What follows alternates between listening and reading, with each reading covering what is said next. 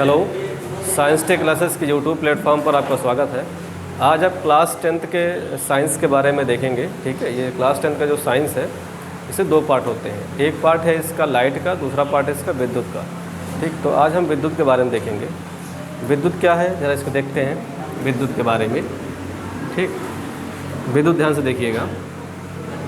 जो हमारे घर होते हैं ना, घर में सप्लाई जो होती है वो एक आती है, एसी सप्लाई होती है। ठीक, इन्वर्टर में जो स्टोर होता है वो होता क्या, डीसी होता है। इन्वर्टर में डीसी और ये एसी है, लेकिन जो सिलेबस में स्टार्टिंग में है वो आपके डीसी के बारे में है। तो हम स्टडी किसके बारे में करेंगे, डीसी के बारे में करेंगे। ठीक है, डीसी के बारे में। तो सबसे पहले ये जान लें कि करंट क्या है, वोल्टेज क्या है, विभवांतर, ये सारी चीज़ें जानेंगे। फिर उसके बाद धीरे से हम एसी डीसी के बारे में और डिस्क्राइब करेंगे। तो सबसे पहले आप ये देखिए, पूछा जाएगा कि आवेश किसे कहते हैं। ठीक है, धारा का जो मूल इकाई है वो क्या है, आवेश है। आवेश किसे कहते हैं, आवेश के बारे में तो देखिए, कोई भी परमाणु होता है या अणु होता है वो अपनी मूल अवस्था में बिल्कुल नॉर्मल होता है। नॉर्मल, ना तो उसमें धन आवेश होता है ना तो उसमें ऋण आवेश होता है। बीच में कैसा होता है इसका, धनात्मक धनावेश नाभिक। चारों तरफ क्या घूमते रहते हैं, इसके इलेक्ट्रॉन घूमते रहते हैं। ठीक है, बोर-बरी के नियम के अनुसार 2n² के आधार पर इलेक्ट्रॉनों की संख्या बढ़ी जाती है। अभी हम देखते हैं इलेक्ट्रॉन यहाँ मौजूद है, बगल में कोई और एक परमाणु है, क्या करेंगे, इलेक्ट्रॉन कूद करके इसमें ये जाएंगे, या इसी में से अपने ऊर्जा स्तर में से अगले ऊर्जा स्तर में भी जाते हैं। इलेक्ट्रॉन अपने ऊर्जा स्तर में मान लीजिए, जैसे ये E1 है, अगला E2 है, फिर अगला E3 है। इलेक्ट्रॉन अपने ऊर्जा स्तर से कूद करके अगले में जाएगा, फिर वहाँ से वापस आएगा, या फिर अगले में जा करके फिर वहाँ से वापस आएगा। तो यहाँ भी क्या होगा, उसको कुछ ना कुछ जो है, जब ये इलेक्ट्रॉन जाएगा तो परमाणु आवेशित होता है। ठीक है, आवेशित होता है। अब खासकर यहाँ देखेंगे, जब इलेक्ट्रॉन अपना बिल्कुल एक कक्षक छोड़ करके दूसरे वाले परमाणु के कक्षक में जाता है, तो जहाँ से अगर एक इलेक्ट्रॉन निकला है तो धन आवेश, दूसरे में गया है तो ऋण आवेश। अगर एक इलेक्ट्रॉन गया तो एक धन आवेश, दो इलेक्ट्रॉन गया है तो दो धन आवेश। इस तरह से बनता है। ठीक, जैसे मान लीजिए इसमें से दो इलेक्ट्रॉन निकल करके यहाँ चले गए, तो इस पर कितने हो जाएंगे, दो धन आवेश। इस पर कितने ऋण आवेश हो जाएंगे, दो ऋण आवेश हो जाएंगे। ठीक, तो यानी इलेक्ट्रॉनों का ही ट्रांसफ़र जो होता है यही आवेश का निर्माण करता है। तो सबसे पहले देखेंगे इलेक्ट्रॉनों के ट्रांसफ़र के लिए जिम्मेदार कौन है, उत्तरदायी कौन है। यानी कोई भी परमाणु हो, अणु हो, पदार्थ हो, वस्तु हो, अगर वहाँ से इलेक्ट्रॉनों को क्या करना है, वहाँ से इलेक्ट्रॉनों को एक स्थान से दूसरे स्थान पर ले जाना है, तो इसके लिए कारक क्या क्या होते हैं। देखिए, या तो आप उसको ले जाने के लिए, ठीक है, उसके उष्मा आप वहाँ पैदा करिए, उष्मा लाइए या ताप लेके आइए, पहला कारण। दूसरा, या तो वहाँ पर धक्का लगाने के लिए वहाँ पर क्या लगाइए, बैटरी लगाइए, बैटरी को बोलते हैं वोल्टेज। ठीक है, ये लेके आइए। तीसरा होता है प्रेरण। तीन तरीके के माध्यम से हम इलेक्ट्रॉनों को एक जगह से निकाल करके दूसरी जगह लेकर के जाएंगे। उष्मा या ताप, सबसे आसान तरीका उष्मा या ताप। अपने हाथों को आप ले लीजिए, तेज़ी से रगड़िए, कुछ देर के बाद हाथ गर्म हो जाएंगे। इसका मतलब ये हुआ इलेक्ट्रॉन अपनी कक्षक से निकल करके दूसरे के क्या हुआ, परमाणु में चला गया। तो उस आने और जाने में कुछ होगा, क्या ऊर्जा रिलीज होती है। ठीक है, उष्मा वहाँ से निकलेगा, तो उष्मा या ताप के माध्यम से। तो इस सिलेबस में उष्मा या ताप नहीं है, प्रेरण नहीं है, क्या है, बैटरी या वोल्टेज है। तो यही आपके इसमें जिम्मेदारी बनेगा, क्या, आवेश को बनाने के लिए, तो बैटरी या वोल्टेज के बारे में। ठीक, अच्छा, अब हम एक ऐसा धातु लेंगे जिसके पास खूब सारे इलेक्ट्रॉन हो। इलेक्ट्रॉन के लिए जैसे कोई तार है, ठीक है, कोई तांबे का तार है, ये मैंने ले लिया, तांबे का तार है। ठीक, इस पर क्या मौजूद है, खूब सारे इलेक्ट्रॉन मौजूद है। तांबे का तार हमने ले लिया, खूब सारे इलेक्ट्रॉन मौजूद है। इसके सिरों पे हमने क्या लगा दिया, एक बैटरी लगा दिया। ये रहा बैटरी, वोल्टेज V। ठीक, जैसे आप बैटरी लगाएंगे, नाम रख देते हैं पॉइंट A एंड B। तो इलेक्ट्रॉन क्या होगा, B से A की ओर जाएंगे, ये इलेक्ट्रॉन की दिशा होगी, और धारा A से B की ओर मूव करेगा। A से B की ओर जाएगा धारा I जाएगा। ठीक, आवेश की परिभाषा क्या बनेगा, आवेश कहता है जो चार्ज होता है Q बराबर Na, यानी किसी भी परमाणु में, किसी भी पदार्थ में नंबर ऑफ इलेक्ट्रॉन, संख्या 1 लाख, 2 लाख, 20, 50 जो भी होगा, नंबर ऑफ इलेक्ट्रॉन एक जगह से दूसरे जगह पर कूद करके जब जाएंगे, बाई किससे, घर्षण द्वारा और वोल्टेज के द्वारा और प्रेरण के द्वारा। तीन ही चीज़ होते हैं इलेक्ट्रॉनों को ले जाने के लिए। ठीक है, कूद करके या घर्षण के माध्यम से उसको ले जाया जाएगा, तो वहाँ पर क्या निर्माण होगा, आवेश। जितना इलेक्ट्रॉन जाएगा उतना धन आवेश, जितना दूसरा परमाणु एक्सेप्ट करेगा उतना क्या बनेगा, वो ऋण आवेश बनेगा। तो Q बराबर Ne, नंबर ऑफ इलेक्ट्रॉन से Q बनेगा। ठीक है, चार्ज बना। एक इलेक्ट्रॉन जाएगा तो एक इलेक्ट्रॉन की वैल्यू कितनी होती है, 1.6 × 10⁻19 कूलाम। यही अगर भारी संख्या में होगा, लाख 2 लाख में होगा, तो Q बराबर क्या बनेगा, Ne, नंबर ऑफ इलेक्ट्रॉन, जो चार्ज बन जाएगा, आवेश बन जाएगा। जब तक एक इलेक्ट्रॉन ही था तब तक क्या बनेगा, 1.6 वैल्यू। अगर उसका खूब सारी भारी मात्रा में हो जाएगा तो उसको बनेगा आवेश बनेगा। ठीक है, वो आवेश बनेगा। चलिए भाई, Q बराबर Ne हुआ। अब देख लीजिए, यहाँ से जो इलेक्ट्रॉन चल रहे थे इधर से उधर, यही इलेक्ट्रॉन अगर एक पॉइंट से दूसरे पॉइंट तक उसी परिपथ में, यहाँ से यहाँ, यहाँ से यहाँ, कहीं भी चले, ठीक है, एक इलेक्ट्रॉन अगर वहाँ से वो कहीं भी चले इस तरह से, ठीक, तो क्या बनेगा, जैसे कि जो चार्ज होगा, जो चार्ज है एक निश्चित समय के लिए चले तो बन जाता धारा, I बराबर Q/T, I बराबर Q/T बनेगा। कैसे, धारा क्या, वही आवेश था। अगर आवेश को आप वोल्टेज लगा करके, प्रेशर दे करके उसको एक जगह से दूसरी जगह तक ले करके आपने जाना शुरू कर दिया एक निश्चित समय तक, तो कहेंगे आवेश प्रवाह की दर को, आवेश प्रवाह की दर को क्या कहते हैं, धारा कहते हैं, विद्युत धारा कहते हैं, आवेश प्रवाह की दर को। ठीक है, तो Q बराबर क्या मिला हमको, I × T, Q बराबर I × T। ये भी एक हमारा सूत्र मिल गया।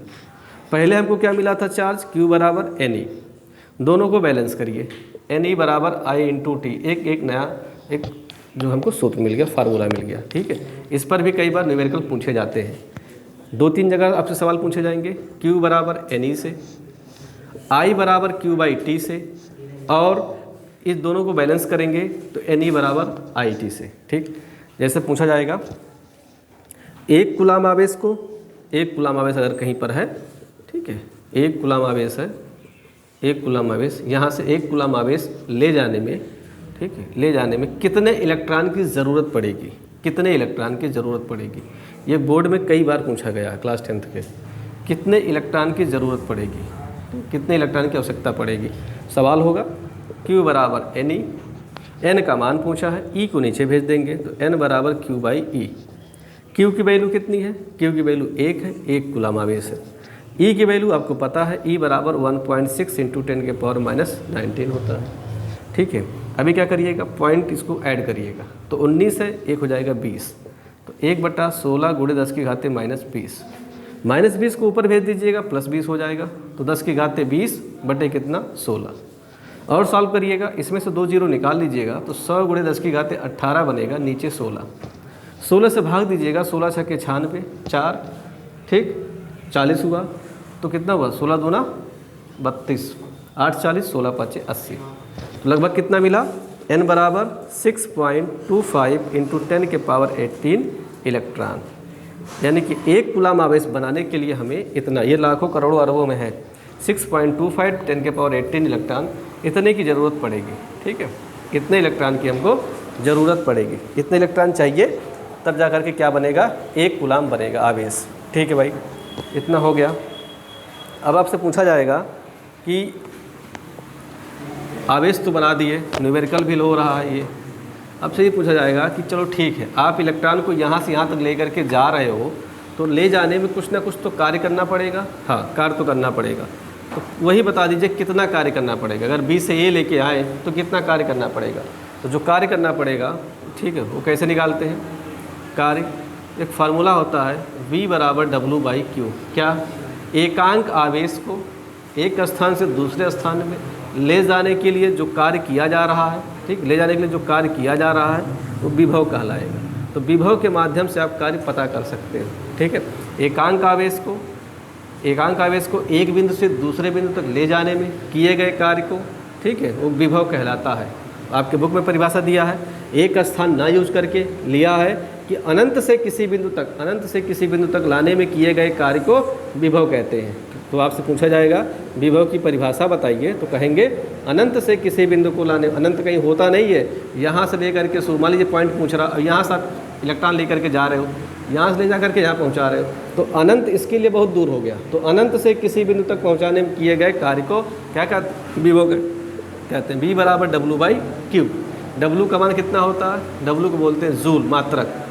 ठीक है। क्यू का मान क्या होता है, क्यू का मात्रक होता है कूलाम, तो V बराबर जूल बटे कूलाम, या इसी का मात्रक होता है वोल्ट, इसी का मात्रक क्या होता है, वोल्ट होता है। ठीक है, इसी का मात्रक होता है वोल्ट, जूल बटे कूलाम या वोल्ट, ये भी हो गया। तो सवाल कैसे बनेगा, पूछा जाएगा 200 कूलाम आवेश को, 200 कूलाम आवेश को, 200 कूलाम आवेश को, 200 कूलाम आवेश पर, इस तरह से 200 कूलाम आवेश पर 20 जूल का कार्य करना पड़ रहा है, 20 जूल का कार्य करना पड़ रहा है, 20 जूल का कार्य करना पड़ रहा है, ठीक है। तो उसका विभव बताइए, तो विभव बताइए, तो उसका विभव बताइए, विभव कितना होगा, ठीक है, विभव बताइए। तो विभव होगा इसका V बराबर W/Q, W की वैल्यू कितनी होगी 20 जूल, कूलाम कितना है 200 कूलाम, 0 0 कैंसिल, 2 से काटो कितना आएगा 10, 10 से भाग दो कितना आएगा 0.1 वोल्ट, इसका मतलब 0.1 वोल्ट लगा करके उतना विभव इसमें लगाया जाएगा, ठीक है, कार्य किया जाएगा इतने वोल्टेज का। ठीक है भाई, विभव मिल गया आपको, धारा मिल गया आपको, जैसे हम करंट मिला I बराबर Q/T, ठीक है, विभव हमको मिला, विभव V बराबर क्या मिला हमको W/Q, I मिल गया, V मिल गया। तो अब इलेक्ट्रॉन जब यहाँ से जाना शुरू करेगा तो रास्ते में एक इलेक्ट्रॉन दूसरे इलेक्ट्रॉन से टकराते हैं, तो इनकी स्पीड को डाउन करते हैं, ठीक है, और वहाँ से कई सारे एनर्जी को क्षय करते हैं, इनकी गतिज ऊर्जा को कन्वर्ट करके उष्मीय ऊर्जा में बनाते हैं। तो यहाँ रासायनिक ऊर्जा, गतिज ऊर्जा और यहाँ उष्मीय ऊर्जा, उसको कन्वर्ट करते हैं। तो उष्मीय ऊर्जा जब कन्वर्ट होता है, ठीक, तो उसकी स्पीड डाउन होती है, तो वहाँ एक रुकावट जो आती है, रुकावट, उसको बोलते हैं प्रतिरोध, ठीक है, उस रुकावट को बोलते हैं प्रतिरोध। प्रतिरोध को क्या बोलते हैं, इसमें प्रतिरोध रेजिस्टेंस, ठीक है, रेजिस्टेंस बोलते हैं। और रेजिस्टेंस जो रुकावट है, प्रतिरोध, ये इसकी व्याख्या की जाएगी। क्या, आप वोल्टेज लगा रहे हो, करंट उसमें फ्लो हो रहा है V/I, लेकिन जितना हमने धक्का लगाया उतना करंट नहीं मिल रहा, इसका मतलब वहाँ रुकावट आ रहा, V/IR, यानी ये प्रोपोर्शनल हटेगा, एक कांस्टेंट वैल्यू आएगी, उसका मान होगा R को क्या बोलते हैं ओम, इसका मात्रक है ओम, ये अनुपातिक नियतांक है, ठीक है, एक अनुपातिक नियतांक है जो इसकी जगह पे आता है, इतना होता है। ओम नहीं सर्वप्रथम इसको बताया था, तो ओम के आधार पे इसको क्या कहा गया, ओम का नियम कहता है। ओम ने कहा था कि अगर किसी भी चालक की लंबाई, ताप, दाब, ठीक, आदि कुछ भी ना बदले तो इनके सिरों पे लगाया गया विभवांतर भी बहने वाली धारा I के अनुक्रमानुपाती होता है, यही ओम का नियम था। अगर हम इन दोनों में ग्राफ खींचें, वोल्टेज V और I में, यहाँ 2 वोल्ट, यहाँ 4 वोल्ट, यहाँ 6 वोल्ट और यहाँ पर इसे 8 वोल्ट, यहाँ 1 एम्पियर, 2 एम्पियर, 3 एम्पियर और 4 एम्पियर, ये वोल्ट में है, ठीक है, और ये किस में है, ये एम्पियर में है। तो इन दोनों के बीच अगर ग्राफ खींचा जाएगा, ये बिल्कुल कैसा मिलेगा, एक सीधी रेखा में मिलेगा। तो जानने के लिए अगर कोई पूछे कि कैसा परिपथ है, कोई भी परिपथ ओमीय है कि अनोमीय है, उसके लिए क्या करेंगे, एक सीधी रेखा खींचेंगे, वो V और I में, वोल्टेज में। अगर सीधी रेखा मिलता है तो कैसा परिपथ है, ओमीय परिपथ। अगर वही सीधी रेखा ना मिल करके टेढ़ा मेढ़ा मिलता है, या इस तरह कर मिलता है, या इस तरह कर मिलता है, वो तो बोलते हैं अनोमीय परिपथ, ठीक है। अब आज के लिए इतना ही रखते हैं, फिर इसमें न्यूमेरिकल्स लगाए जाएंगे। तब तक के लिए जय हिंद। और ये वीडियो मैक्सिमम करके इसको आप क्या करिए, सब्सक्राइब कीजिएगा और ज़्यादा से ज़्यादा लोगों के पास पहुँचाइएगा जो क्लास 10th में, ठीक है। जय हिंद।